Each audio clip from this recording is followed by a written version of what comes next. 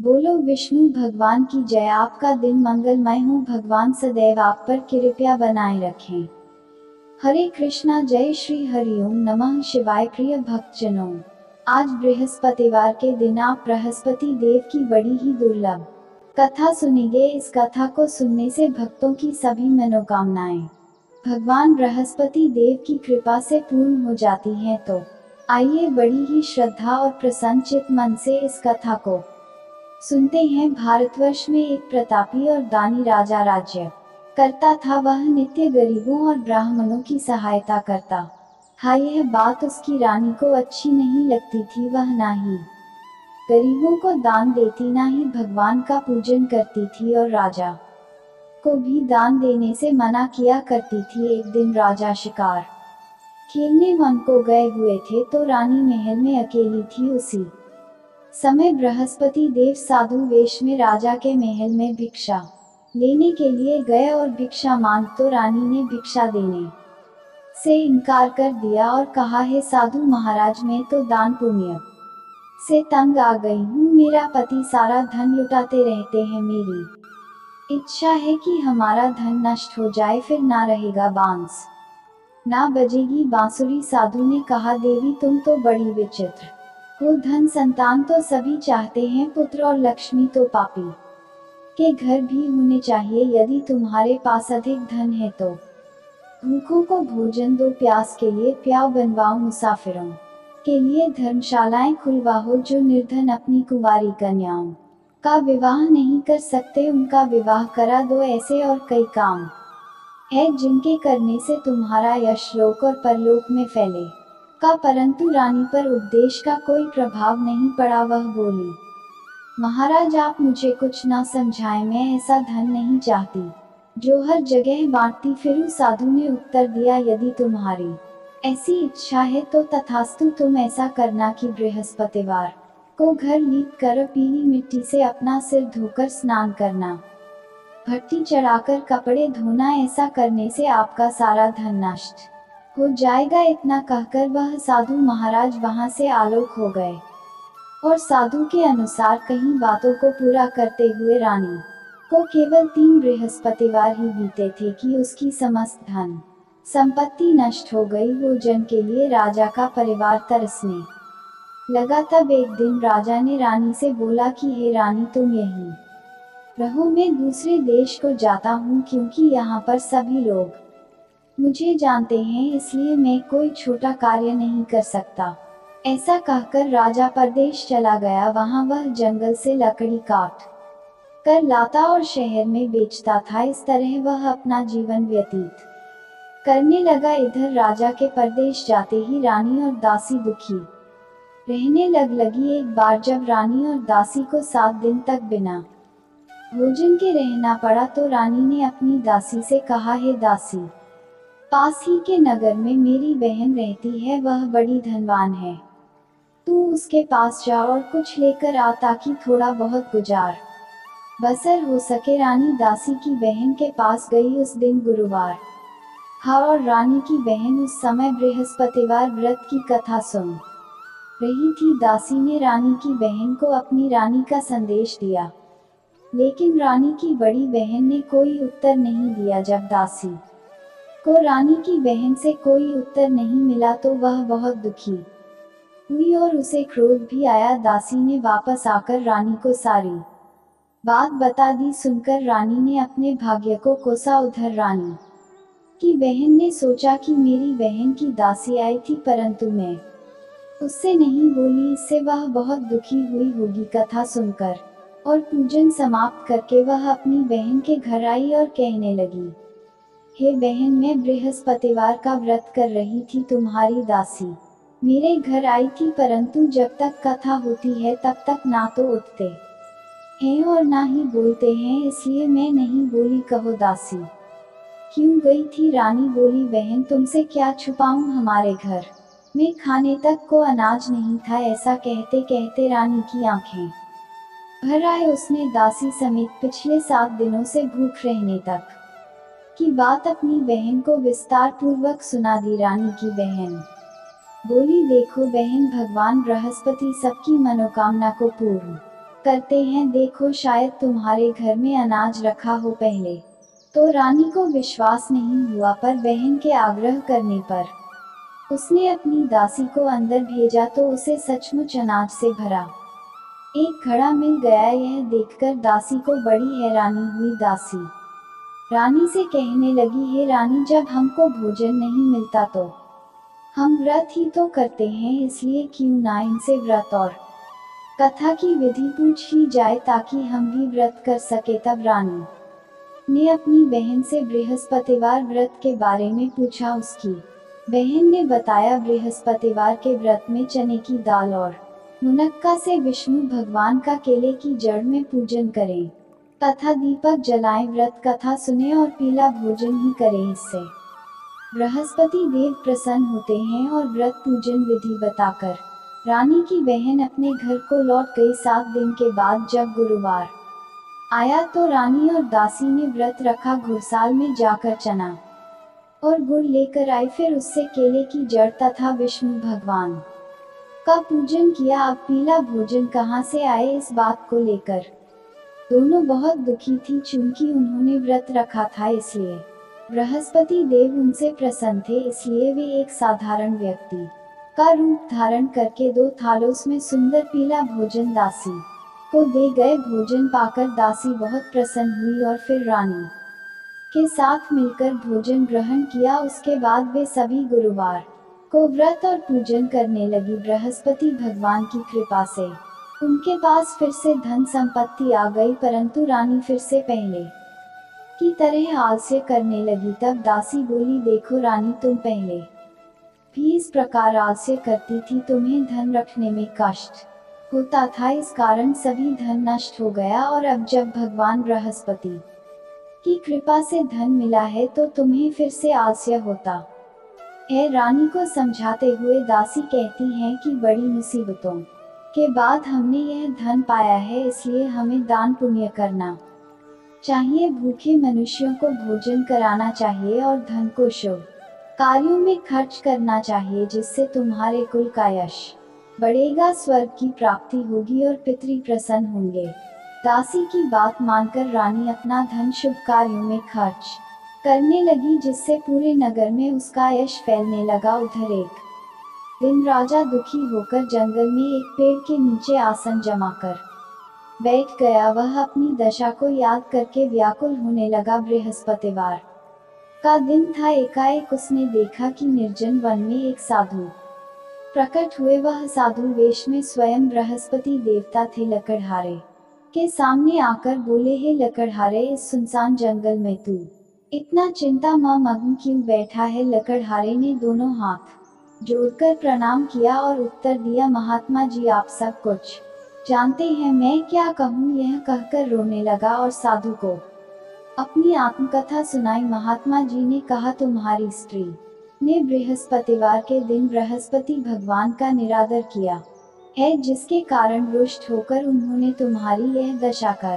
दी। अब तुम चिंता को दूर करके मेरे कहने पर चलो तो तुम्हारे सब कष्ट दूर हो जाएंगे और भगवान पहले से भी अधिक संपत्ति देंगे। तुम बृहस्पति के दिन कथा किया करो, 2 पैसे के चने मुनक्का लाकर उसका प्रसाद बनाओ और शुद्ध जल से लोटे में शक्कर मिलाकर अमृत तैयार करो। कथा के पश्चात अपने सारे परिवार और सुनने वाले प्रेमियों में अमृत व प्रसाद को बांटकर खुद भी ग्रहण करो। ऐसा करने से भगवान तुम्हारी सब मनोकामनाएं पूरी करेंगे। साधु के ऐसे वचन सुनकर लकड़हारा बोला, हे प्रभु, मुझे लकड़ी बेचकर इतना पैसा नहीं मिलता जिससे भोजन के उपरांत कुछ बचा सकूं। मैंने रात्रि में अपनी स्त्री को व्याकुल देखा है, मेरे पास कुछ भी नहीं जिससे मैं उसकी खबर मंगा सकूं, और फिर मैं बृहस्पति देव की क्या कहानी सुनूं, मुझको तो कुछ भी मालूम नहीं है। साधु ने कहा, हे लकड़हारे, तुम किसी बात की चिंता मत करो। बृहस्पतिवार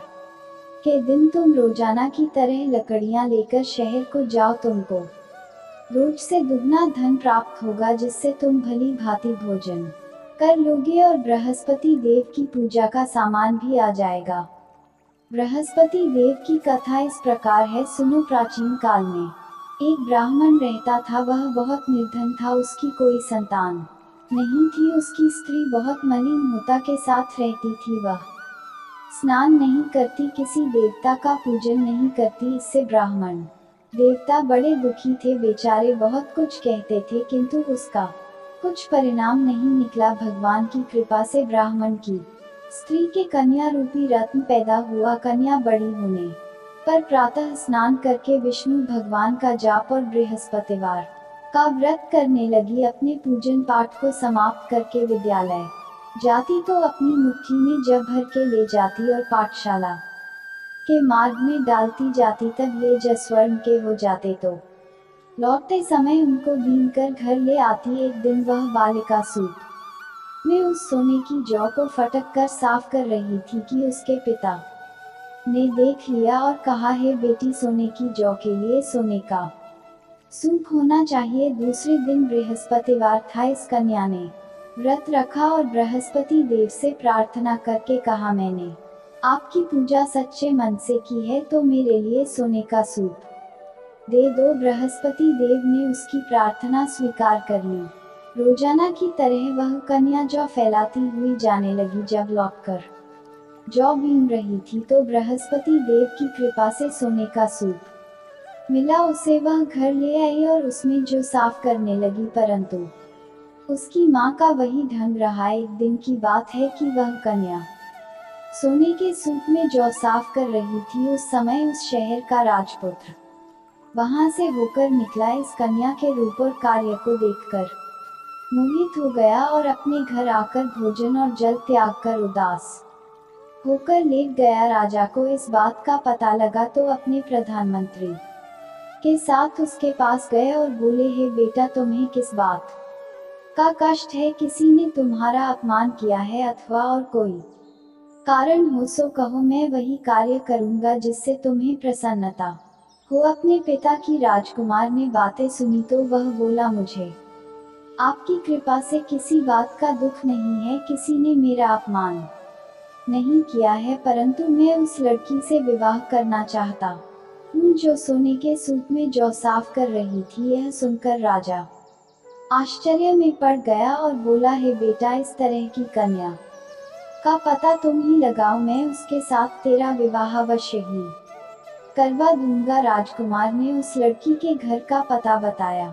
तब मंत्री उस लड़की के घर गए और ब्राह्मण देवता को सभी हाल बताया। ब्राह्मण देवता राजकुमार के साथ अपनी कन्या का विवाह करने के लिए तैयार हो गए तथा विधि विधान के अनुसार ब्राह्मण की कन्या का विवाह राजकुमार के साथ हो गया। कन्या के घर से जाते ही पहले की भांति उस ब्राह्मण देवता के घर में गरीबी का निवास हो गया। अब भोजन के लिए भी अन्य बड़ी मुश्किल से मिलता था। एक दिन दुखी होकर ब्राह्मण देवता अपनी पुत्री के पास गए। बेटी ने पिता की दुखी अवस्था को देखा और अपनी माँ का हाल पूछा। तब ब्राह्मण ने भी सभी हाल कहा। कन्या ने बहुत सा धन देकर अपने पिता को विदा कर दिया। इस तरह ब्राह्मण का कुछ समय सुखपूर्वक व्यतीत हुआ। कुछ दिन के बाद फिर वही हाल हो गया। ब्राह्मण फिर अपनी कन्या के यहाँ गया और सारा हाल कहा तो लड़की बोली,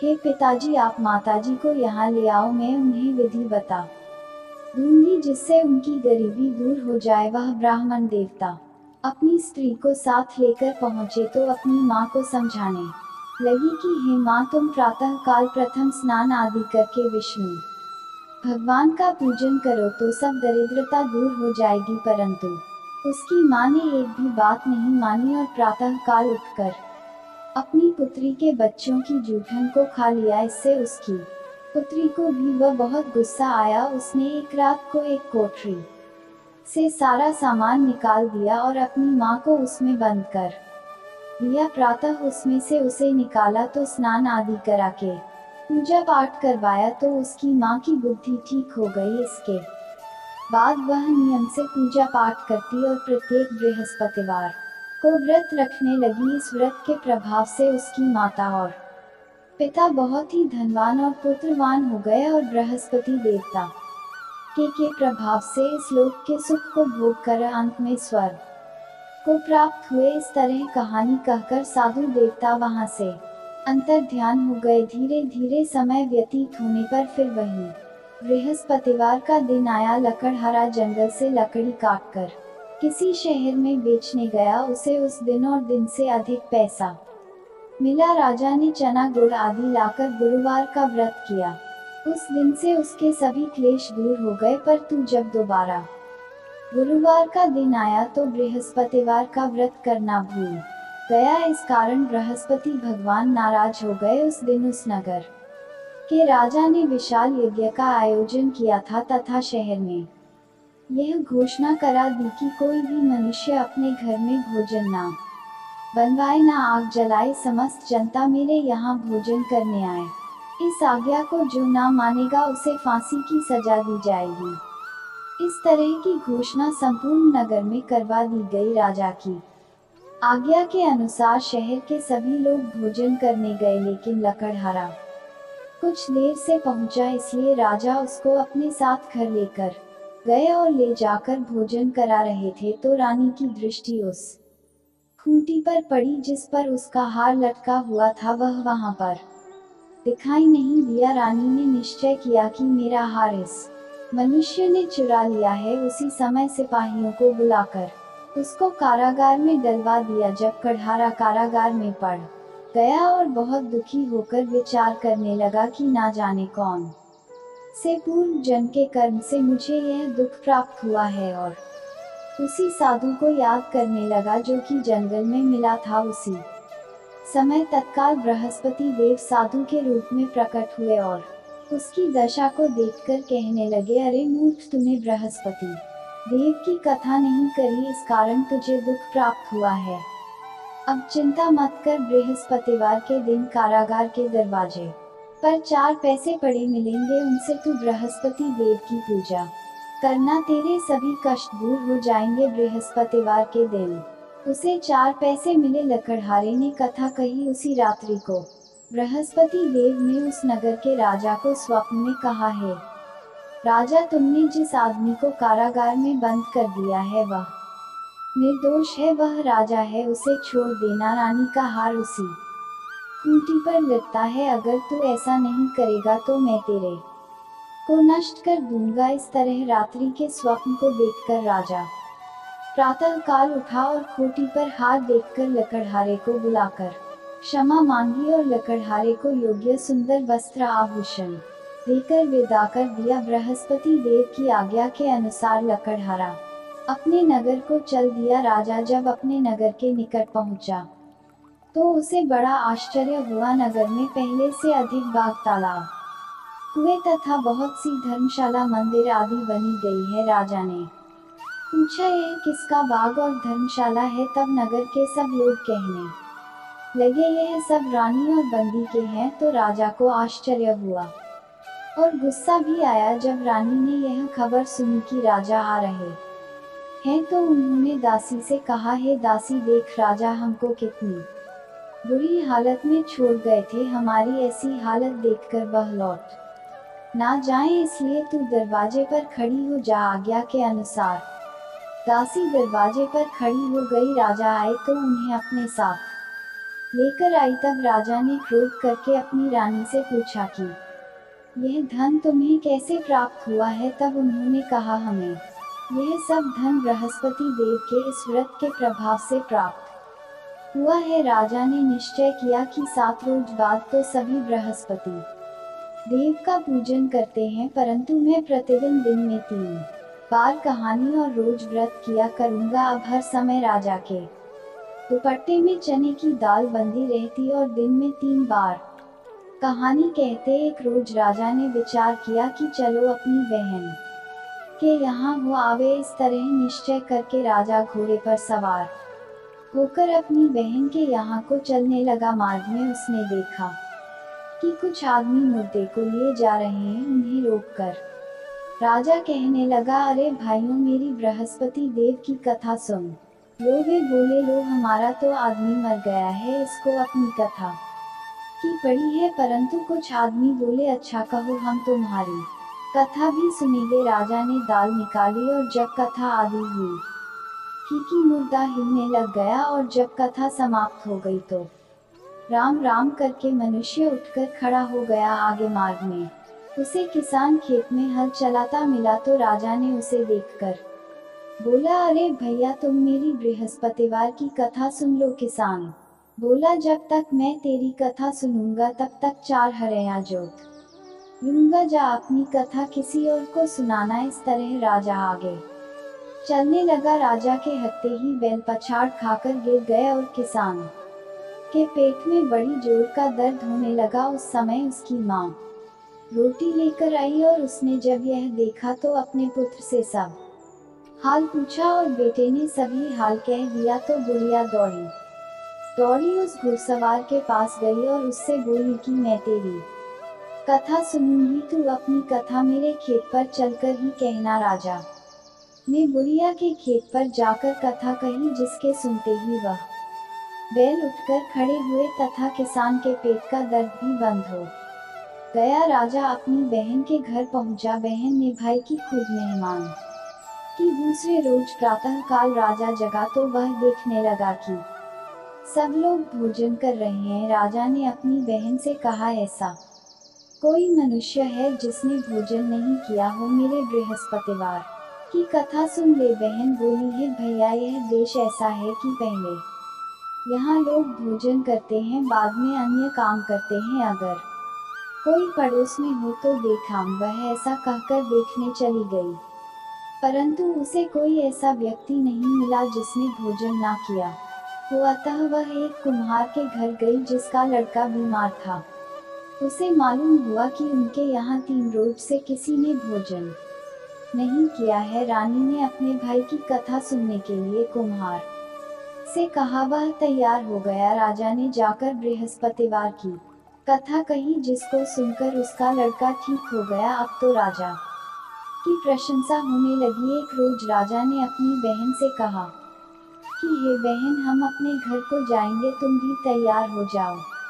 राजा की बहन ने अपनी सास से कहा तो सास ने कहा, हाँ चली जा, परंतु अपने लड़कों को मत ले जाना, क्योंकि तेरे भाई की कोई औलाद नहीं है। बहन ने अपने भैया से कहा, है भैया, मैं तो चलूंगी, पर कोई बालक नहीं चलेगा। तो राजा बोला, जा, कोई बालक नहीं चलेगा तब तुम ही क्या करोगी। बड़े दुखी मन से राजा अपने नगर को लौट आया। राजा ने अपनी रानी से कहा, हम निर्वंश हैं, हमारा मुंह देखने का धर्म नहीं है और कुछ भोजन आदि नहीं किया है। रानी बोली, हे प्रभु बृहस्पति देव ने हमें सब कुछ दिया है, वह हमें औलाद अवश्य देंगे। उसी रात को बृहस्पति देव ने राजा से स्वप्न में कहा, है राजा, उठो, सभी सोच त्याग दो, तेरी रानी गर्भ से है। राजा को यह बात सुनकर बड़ी खुशी हुई। 9 महीने में उसके गर्भ से एक सुंदर पुत्र पैदा हुआ। तब राजा बोला, हे रानी, स्त्री बिना भोजन के रह सकती है, पर बिना कहे नहीं रह सकती। जा, मेरी बहन आएगी, तुम उससे कुछ मत कहना। रानी ने सुनकर हाँ कर दिया। जब राजा की बहन ने यह शुभ समाचार सुना तो वह बहुत खुश हुई और बधाई लेकर अपने भाई के यहाँ आई। तभी रानी ने कहा, घोड़ा चढ़कर तो नहीं आई है, गधा चढ़कर आई है। राजा की बहन बोली, भाभी, मैं इस प्रकार ना कहती तो तुम्हें औलाद कैसे मिलती। बृहस्पति देव ऐसे ही हैं, जैसी जिसके मन में कामनाएं हैं सभी को पूर्ण करते हैं। जो सद्भावना पूर्वक बृहस्पतिवार का व्रत करता है एवं कथा पढ़ता है अथवा सुनता है, दूसरों को सुनाता है, बृहस्पति देव उनकी सभी मनोकामनाएं पूर्ण करते हैं। बृहस्पति देव उनकी सदैव रक्षा करते हैं। जो संसार में सद्भावना और सच्चे हृदय से बृहस्पति देव का पूजन करते हैं, उनकी सभी मनोकामनाएं उसी प्रकार पूर्ण होती है जैसे राजा और रानी ने बृहस्पति देव की कथा का गुणगान किया। उनकी सभी इच्छाएं बृहस्पति देव ने पूर्ण की। मनुष्य को हृदय से उनका मनन करते हुए जयकारा करना चाहिए। तो प्रेम से बोलिए, बृहस्पति देव की जय, विष्णु भगवान की जय, समस्त देवी देवताओं की जय। अब आप भगवान बृहस्पति देव की आरती श्रवण कीजिए। ओम जय बृहस्पति देवा, ओम जय बृहस्पति देवा, छिन छिन भोग लगाओ, कदली फल मेवा। ओम जय बृहस्पति देवा, तुम तुरंत परमात्मा, तुम अंतर्यामी, जगत पिता जगदीश्वर। तुम सबके स्वामी ओम जय बृहस्पति देवा चरणामृत निज निर्मल सब पातक हरता सकल मनोरथ दायक कृपा करो भरता ओम जय बृहस्पति देवा तन मन धन अर्पण कर जो जन शरण पड़े प्रभु प्रकटता होकर आकर द्वार खड़ी ओम जय बृहस्पति देवा दीन दयाल दयानिधि भक्तन हितकारी पाप दोष सब हरता भव बंधन हारी ओम जय बृहस्पति देवा सकल मनोरथ दायक सब संशय तार विषय विकार मिटाओ संतन सुख का ओम जय बृहस्पति देवा जो कोई आरती तेरी प्रेम सहित गावे ज्येष्ठ आनंद बंद सो निश्चय ही पावे ओम जय बृहस्पति देवा ओम जय बृहस्पति देवा प्रेम से बोलिए भगवान बृहस्पति देव की जय बोलिए भगवान श्री लक्ष्मी नारायण जी की जय। आपको आज की कथा पसंद आए आरती पसंद आए तो वीडियो को लाइक कीजिएगा शेयर कीजिएगा कमेंट में भगवान बृहस्पति देव जी की जय लिखिए और हमारे हिंदी स्टोरी चैनल को भी सब्सक्राइब कीजिएगा। प्रेम से बोलिए भगवान श्री बृहस्पति देव की जय।